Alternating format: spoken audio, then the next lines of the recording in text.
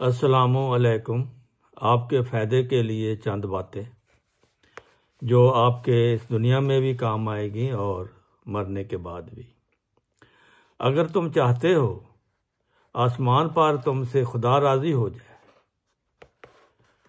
तो बाहम ऐसे एक हो जाओ जैसे एक पेट में से दो भाई। तुम में से ज़्यादा बुजुर्ग वो है जो ज़्यादा अपने भाई के गुनाह बख्शता है, और बदबख्त है वो जो जिद करता है और नहीं बख्शता। सो उसका मुझ में कोई हिस्सा नहीं। ये इमाम-उज़्ज़मा हज़रत मिर्ज़ा ग़ुलाम अहमद क़ादियानी कहते हैं, उसका मुझ में कोई हिस्सा नहीं।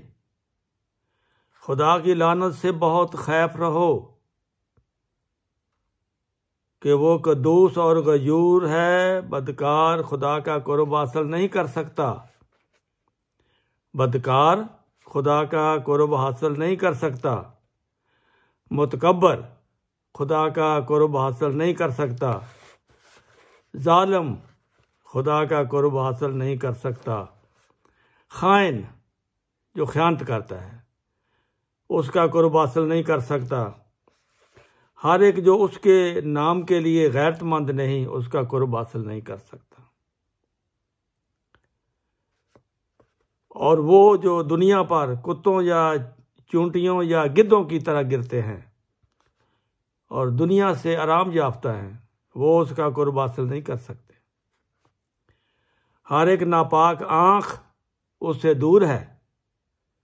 हर एक नापाक दिल उससे बेखबर है।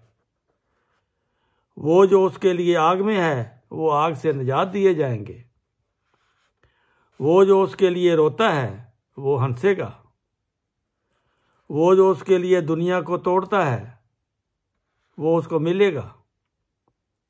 तुम सच्चे दिल से और पूरे सिद्क से और सरगर्मी से खुदा के दोस्त बन जाओ ताकि वो भी तुम्हारा दोस्त बन जाए।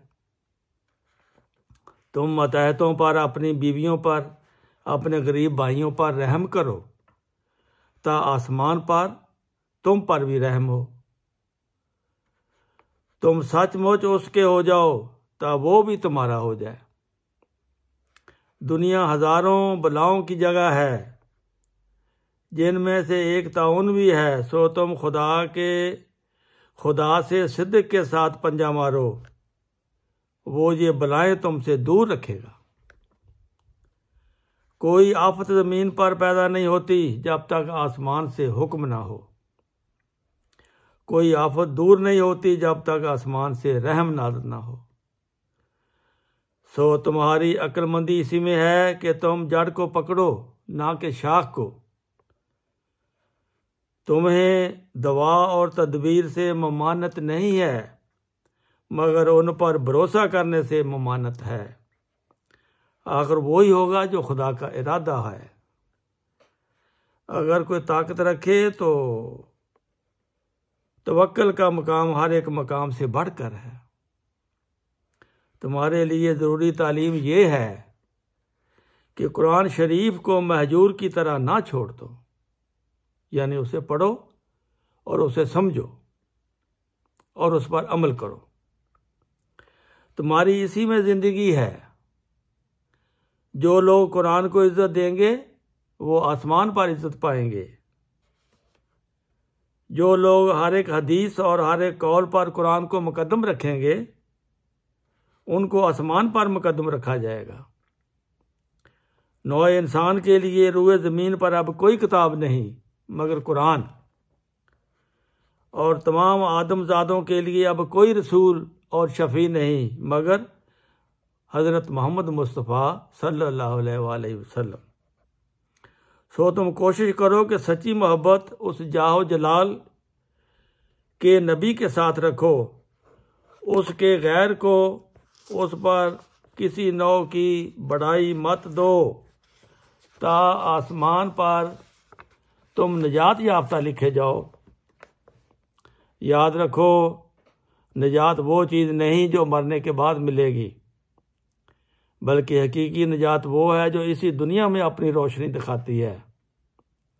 निजात याफ्ता कौन है? जो यकीन रखता है कि खुदा सच है और मोहम्मद रसूलुल्लाह सल्लल्लाहु अलैहि वसल्लम उसमें और तमाम मखलूक में दरमियानी शफ़ी हैं, यानी शिफायत करने वाले हैं।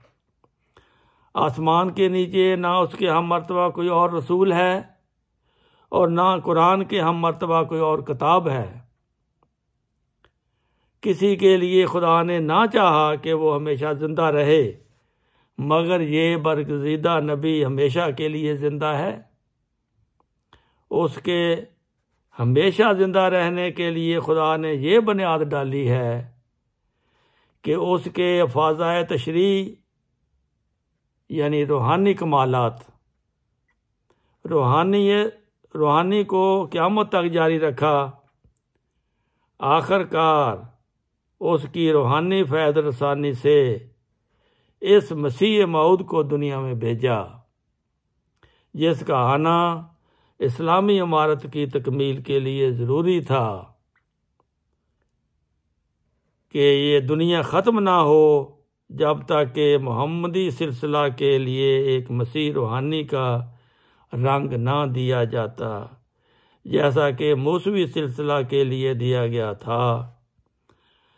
ये इसी तरफ ये आयत इशारा करती है, इहदिन सिरातल मुस्तकीम सिरातल लज़ीना अनअमता अलैहिम, यानी कि दूसरे नबियों के तो मसीह आए हैं, उनके बाद उनकी शरीयत को आगे पहुँचाने के लिए, मुकम्मल करने के लिए। और हज़रत मोहम्मद सल्लल्लाहु अलैहि वसल्लम के जो नबी हैं, उनकी शरीयत को दुनिया के किनारों तक पहुँचाने के लिए एक मसीह की ज़रूरत थी। तो वो अल्लाह ताला ने मसीह मऊद को मिर्ज़ा ग़ुलाम अहमद कादियानी की सूरत में भेजा कि वो इस शरीयत को, इस इस्लाम को जो हज़रत मोहम्मद रसूलुल्लाह सल्लल्लाहु अलैहि वसल्लम लाए हैं, दुनिया के किनारों तक इसकी तबलीग कर दे, ताकि हर इंसान को ये ख़बर हो जाए कि हज़रत मोहम्मद मुस्तफ़ा सल्लल्लाहु अलैहि वसल्लम ही आखिरी नबी हैं, आखिरी शरीयत है और वो रहमतुल लिल आलमीन है।